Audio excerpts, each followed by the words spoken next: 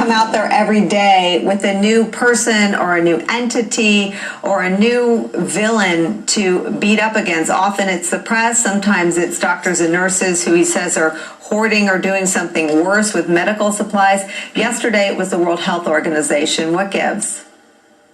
Well, Nicole, the president's in the middle of a campaign, and it's a campaign to avoid any personal responsibility for the slow actions of the federal government in responding to the coronavirus, and a campaign to find others to blame. And we saw yesterday him cast out to point a finger at the World Health Organization when, in fact, the WHO did warn about coronavirus. One of the things that really got to the president from the WHO is when they spoke out against his decision in late January to restrict travel from China.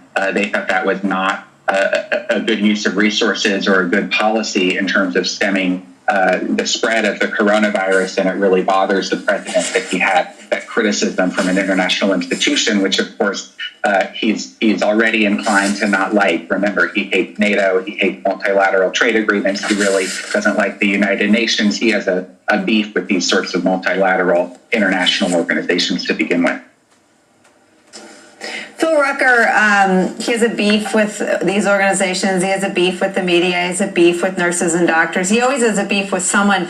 Does he ever walk out there with the intention of comforting the nation?